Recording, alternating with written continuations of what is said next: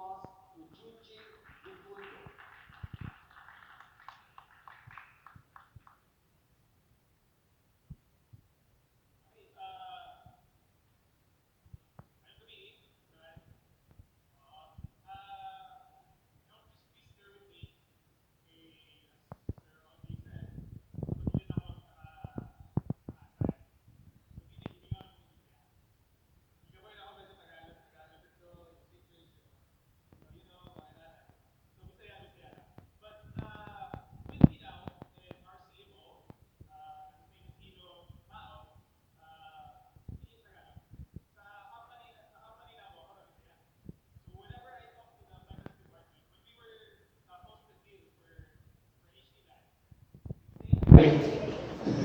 Ligaw ko ba? Eh, sila, kung gusto rin sila, ma-pressure man ang uban daw. Hindi, ikaw ba, gusto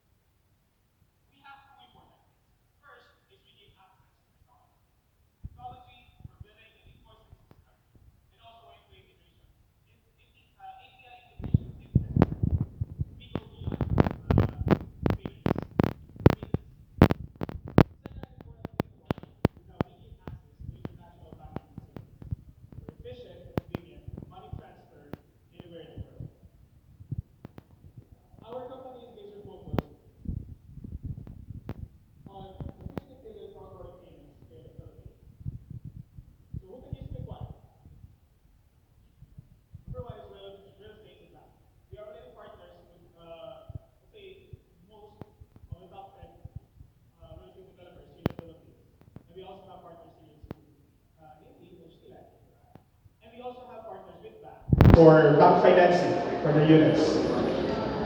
We also have BPOs. We have like 3 active BPOs here in Cebu. Some in Bacolod, Iloilo, and more on Metro Manila. We have bills payments and exporters, but we have not yet touched this because we are focusing more on the real estate developers. So our solution for real estate, we provide reservation fees portal, monthly amortization billing invoicing, and association rules. So meaning from the interest of your customers down to living in the unit or in the property, all the payments can be done through our portal. So features and benefits of Pickmark. Again, we are an online payments. It's so simple to use. You can just grab any gadget you have, cell phone, laptop, or any tablet that has internet access. Pwede na mo magamit and pay online. International banks and no need for PDCs. Diba? One of the issues daw sa mga customers, sa mga sales force, when it comes to transacting with OFWs and foreigners, is that sometimes they invite over nga, diba? They invite over the client, open a bank account here in the Philippines, and then issue PDCs. Through us, we can solve that issue. Now, from the moment na interesado sila mapalit ng unit, right then and there, they can pay for reservation fees. We will discuss that further. We also eliminate flow. Dili lang ingon nga sales problem na akong pinasulban, but also sa financial and so accounting problem. We match data your customers and you as a company will be receiving email receipts for confirming na may naayong transaction na naitaro sa platform. And we also give reports, daily reports sa inyuha para makita sa office na naayong transaction niya sa mga platform. And then it came from you. Okay na. So you have 3 resources, 3 sources of information para ma-match. And it will really eliminate flow para ma-fast ang transaction. So, selling. Reduce delinquencies, and again, it's convenient for payers. So we have 4 options when it comes to pay your properties in the Philippines. First is credit debit card. We have all credit card networks. Name it, Visa, MasterCard, Amex, JCB, Discover, Diners, even UnionPay. We have UnionPay. I saw kanina, you will be having a roadshow in China. So this is the best way for you to test it out. Yes, we are already live. Some of them, we already transacted. So you can already use this. So in your roadshows in China, you can use the platform already. We can process, kasi sa China, limited lang sila sa UnionPay when it comes to credit card. And we can process UnionPay. Next would be e-check, ACH, bank-to-bank transfers. This e-check that we call can solve the problems with PDCs. Bank-to-bank transfer na ito. Pwede na sila, dili na mo sa Pilipinas, mag-open bank account. Kung asa man sila, by the way, for now, e-check is limited to US, sa karon. But we are targeting for the next year, early next year, mag-launch na namin. And we will be targeting Southeast Asia first. So you can do bank-to-bank transfers now. But for now, US pa lang siya. Again, no forex issues when it comes to this, especially if your customer is from the US, right, dollar to dollar na tayo. So no forex issues. Whatever, from their account to our account, wala tayo siya yung problema sa forex. Sila na yung bayad na sa customer na. You will see it later on kung sabi ng mga charges and fees on this. Basta no forex issues. And third is Swift transfers for bigger transactions, especially for full payments or one-time payment. Dinagbuhay na galing na mayroon, you can use Swift card. Also, fourth, and wala sa mga slide ko, is we also accept cryptocurrencies. Have you heard about cryptocurrencies? We accept Bitcoins, Ethereum, Litecoin. Katulo pa lang sa Litecoins. We accept cryptocurrencies, but then again, we settle in peso. Dili pagmumula ng cryptocurrencies, kami lang. And everything else will be charged in US, pero gawa siya sa Pilipinas as peso. So, on this slide, makita ninyo, it is public stores, Qualis SSL Labs. Makita ninyo na comparing our services to other payments platform, it just says that we can do whatever they can do, pero dili talaga sa mabuhat, kaya nila. And security features. We are 512-bit SSL encrypted, meaning this is what remittances companies, banks, and online payment companies use. And we also added tokenization. So meaning, our security is bank-free. So if you trust your bank, you can definitely trust us when it comes to security. So, customer journey. If you have access now sa inyong mga gadgets, from your cell phone to your tablet to your laptop, please visit this address. realestate.quickwire.com/htlan. Let's just try para ma-experience ninyo the whole customer journey.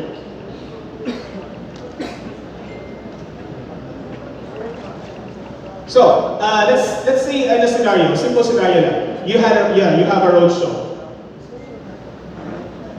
It's realestate.quickwire.com/htlan. So again, let's make a scenario. You have a roadshow. Let's say in China. In China, you have a booth in a mall, and then you have your replica of your project, marketing materials, and everything else, videos playing. Then a Chinese guy is interested to buy. He came in, asked kung saan kailangan. Diba? So, you just ask your customer or the client, yung interesado ng prospect, matanda lang mo if he or she has a credit card. Diba? Credit card lang. China, because we have UnionPay in China. Just ask them if they have a credit card with them. So if they say yes, we can then transact online. Give them the forms, let them fill it up, and then guide them or navigate them on this website, on this portal. So, tanan makita ninyo dali sa fields kanadre, this was asked by your finance department. So everything dere makita ninyo necessary na siya to close a deal. So it's so simple lang. You choose a location of your property. It could be MBS residential parking, MBQ residential parking. As simple as that. You choose, let's say, residential, and then we say down payment, or let's say reservation fees. So your reservation fees. And so far, how much is your reservation fees? Let's say 25,000 pesos. And keep in mind amount due in peso because you are charging in peso. So we choose a tower, we choose a floor, choose the unit, and then reference number.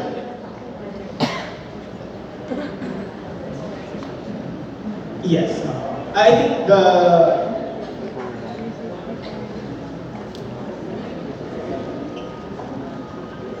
I know, kasi when it comes to reservation, I mean, reference number, ang company may matag.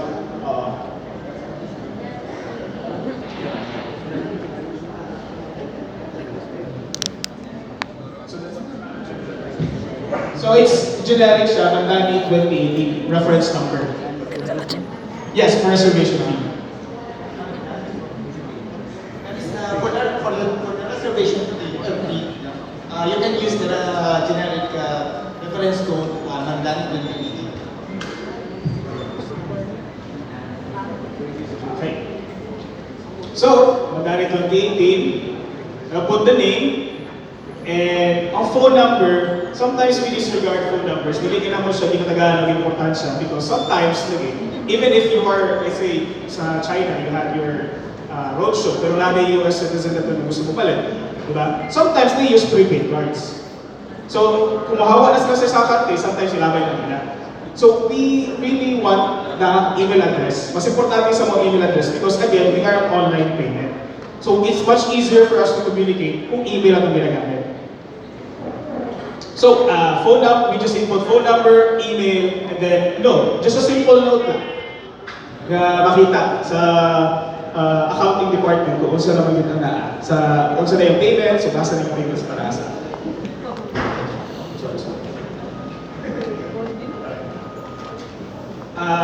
After that, you click next, and then this is it. Makita na ninyo kung pinapresyo kung yun sa inaarito. Ang fee niya, mura lang kung ipalit sa Lazada. Any online payments lang, as simple as that. It's just a two-step process lang. The first step, kung maganiha, you input the necessary information. Second is, you need to confirm sa inyong, sa inyong customer, sa inyong client, all the information. Kung sakto ba. And if he's really willing to pay. And if they are really willing to pay for the total amount, and then ito, makita ninyo amount in USD.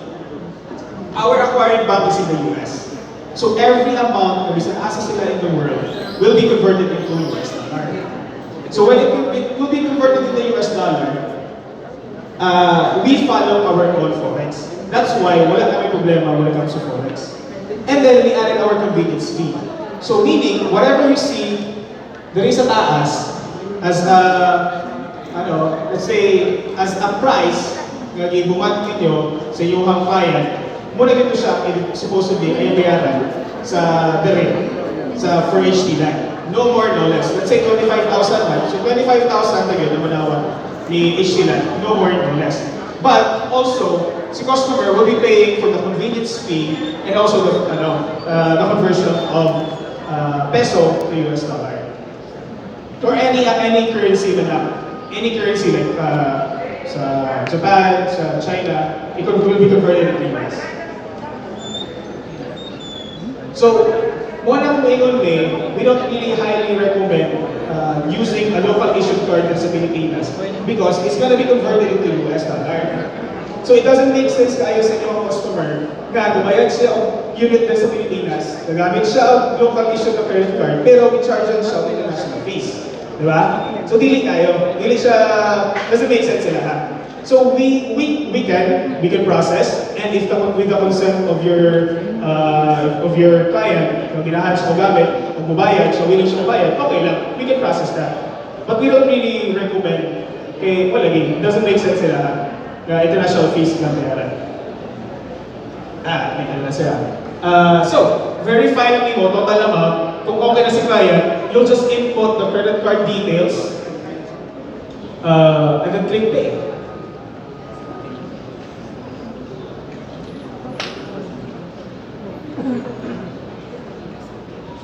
So after clicking pay, makita na ninyo, mag-generate mo siya transaction ID. We believe, from our experience, dili tanan na memorize ating transaction ID. And sometimes po, si customer, dili din siya memorize with even ganit sa unit number, sa mga uban pa. But then again, we still have reports, we have data to back it up. Basta kuhaan lang ninyo yung pakanan, and then, let's say, para ma-pull up naman sa system, and then we can show you again the receipts. So if you click here, if you can see na siya view receipt, makita na ninyo rin. You can recommend to your customers nga, get a pen and paper, sulat nila, or kung ma-memorize nila, mas tayo. But then again, if dili mo nila makuha they will be receiving an electronic receipt through email.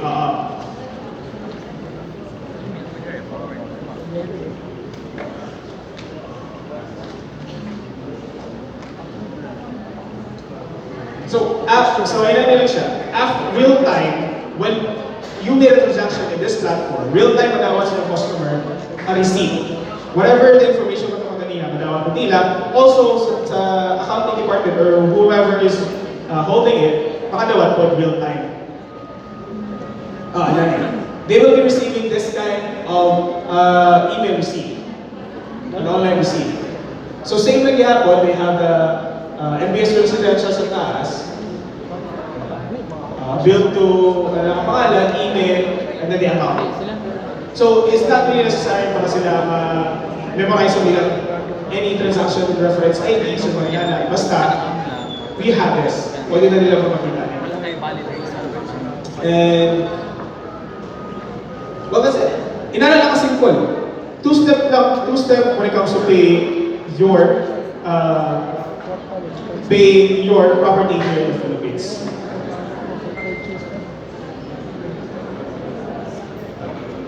So again, just a recap, benefits for real estate is an online payment. You can access it anywhere. Just grab a gadget, any cell phone, laptop, tablet that has internet access, and then you can pay.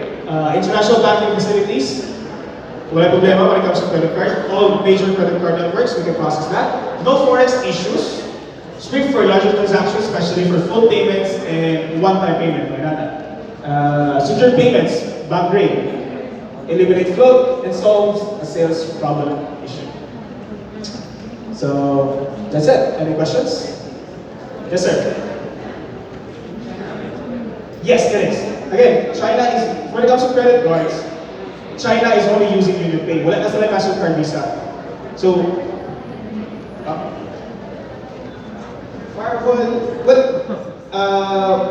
dili pa kasi issue. But can you add something about the firewall? Sige. Again, this is our same. So with the question about firewall, to be truth be told, we have some transactions that are being blocked. So we're not really sure why it's happening as far as our tech is concerned, everything is set up. So it's something that we're looking into right now. But we have received payments in China using our portals. Our maximum transaction amount per transaction lang siya is at 20,000 US. So, yeah, it's our own limit. So if anybody wants to pay using their credit cards for more than 1 million pesos, kailangan nilang gawin yun more than once. Pero with larger transactions as what Swift or ACH bank transfers. I just want to add though, may mga si Ma'am when it comes to AMLA. Wala may concern sa AMLA because they know that we are a payment system. Dili po kami remittance na. Dili po kami ang papers and legal document says that payments pay. Money, every payments nga mo gikan sila ang bank account, padulong sa Pilipinas, makita na siya daan na payment siya. So na ipadulungan. When it comes to remittance na wala siya ma-identify kung para asa na kwarta. Basta i-transfer lang. But for us, payments yun siya. Money from their account, padulong yun sa property nila sa Pilipinas. That's why wala may issues when it comes to AMLA. Walang pwede butang gamit sa Swift for full payments. So, from the interest ng yung customer, na ginahanap sila magpalit right now and then, pwede na din sila makatransact. And then they will just process the paperwork. Yes, sir.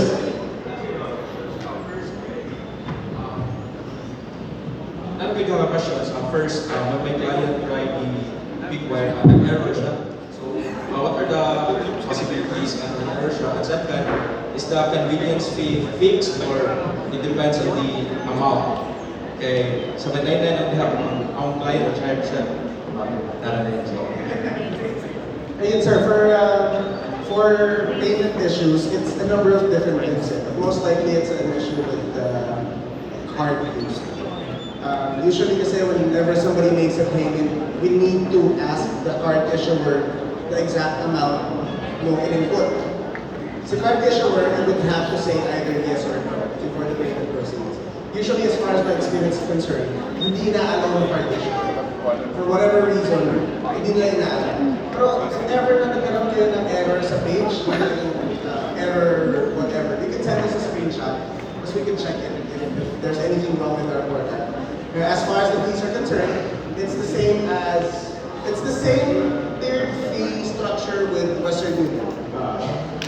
So the higher the amount, the lesser the fee goes. It starts at $2.99 for any payment from $0 to $49, and it caps out at $1,600. So $1,600. So anybody who's trying to pay more than $1,600 will only pay $900 if they're using Fixed. Cap pala. Per transaction is just a self-imposed lang na limit na. Pero you can do multiple transactions in a day. Wala may limit when it comes to how many transactions sa inyo makukuha sa adlaw. Ang katong transactions ng per day at $20,000, ibuntangan na ako siya. Wala rin, just to acknowledge na lang po. Even if they know a payments platform we just follow them. Follow, but gusto lang namin mapakita nila that growing with kaya may pamandaw we karoon, bata ko one so we just put self-imposed limit ng $20,000. And when it comes to the fees, again, just to add lang po sir, sa error lang mo, sometimes man good, nasa bank-ish, nasa bank concern din siya. Maybe also they're using a debit card, and then may sulod, pwede siya ma-error. Or kulang ang iyang amount, munang pwede siya magka-error. So in a way po, if you will encounter those real time, you can ask them and then they can also call their bank kung nabagi yung account or anything else. Kasi when it comes to error yun, just elaborate when it comes to whatever Nino said, functionalities kaya sa website, sa mo ano yun siya. But when it comes to error, could be on their side na siya. Yes ma'am.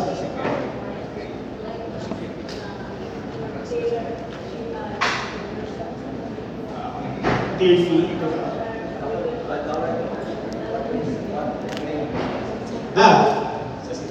So we're using BDO buying rate. I think the closest that you can get is BDO buying rate. But we also add a certain percentage just to shield ourselves as a company from potential foreign exchange costs. But the beauty about this is that as the company, as Mandani Bay, wouldn't have to pay for everything. Yes, as a company. Wala ko may maman. This system, Mandani got this system for free. And also, you guys as a sellers, wala ko may igawas ng money. Everything is being paid by your customers or clients. It's just saying na parehas na gapon when it comes to they're paying through Western Union or any remittance. They also shoulder, they also pay the convenience fees there. The difference between us and remittances is we have convenience. You don't need to leave the comforts of your home anywhere you are. Diba? You just grab a gadget and a cell phone, laptop, tablet, access it online, and then pay your property here in the Philippines. Inala lang siya, padali. Again, it's still the same with remittance, pero convenience ang gihatag sa ila. Giat on that. Any more questions? Yes, sir. Again, for bank transfers, we only, for now, limit lang sa US. US customers lang sa atin. Even if wala sila sa US, basta ilang account is in the US, pwede may mag-process. Bisa pag Chinese sila, basta sa account, ma-process lang. Bank-to-bank transfers. And again, I just also want to highlight,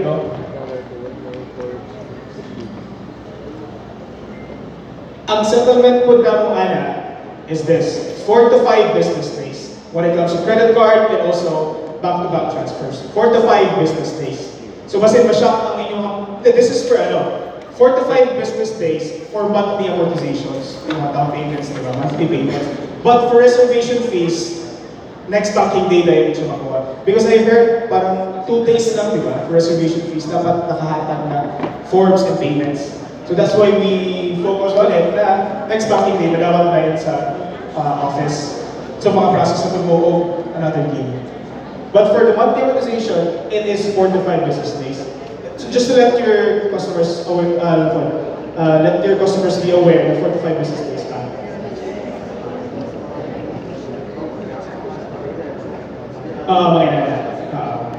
Advanced. Pero when it comes to when it comes to your accounting department, if makita nila, ma-acknowledge nila, okay naman po na sila. Even if it's 4 to 5 business days, but real time, madawat mo po sa inyong customer na transaction na itabo, and then madawat mo nila na transaction na itabo, so they can already book it. And then, 4 to 5 business days, makabot sila from us to them. Ihagi man sa muna. So, any more questions? Yes, ma'am.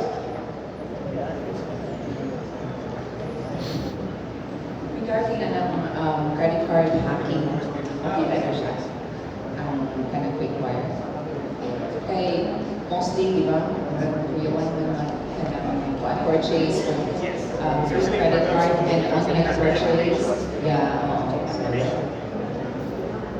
Just to answer the question na wala kaming nagkaroon case na nangyari all throughout the history of the company.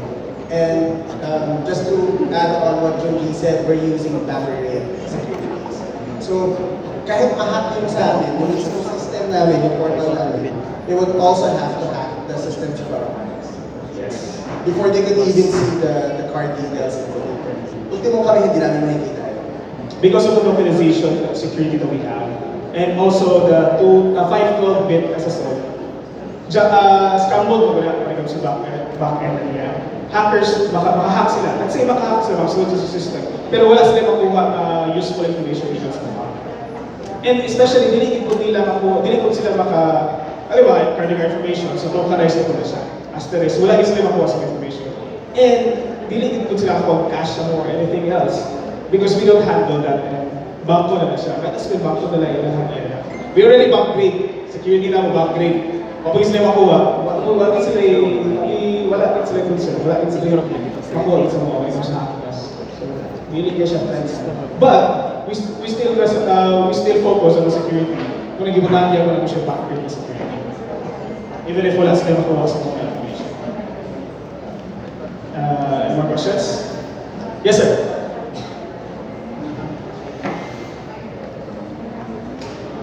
I would just like to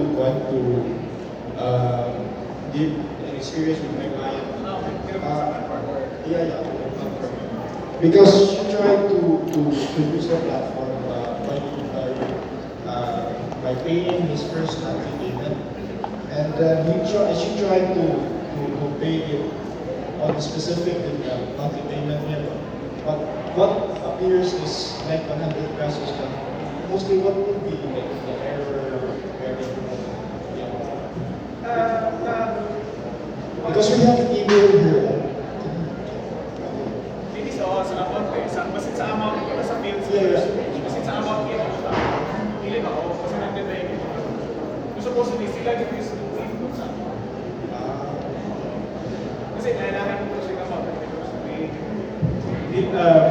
When it comes to amount, when it comes to concern, kasi nasa iyo lang siya ang input sa value. Di ba remember on the first page, na amount iba and then you really type it kasi nakulangan sa zero or anything else. Dili ko na mo siya pwedeng piliin as a drop-down list. Kailangan is nag-account, especially for reservation and monthly. Depende po sa unit, di ba? So, it might lead po to mag-drop-down list siya, masaya po siya pili, might as well, iyan na lang yung siya i-type. So, could be, in a way, na type ko, sa type ko nito nila na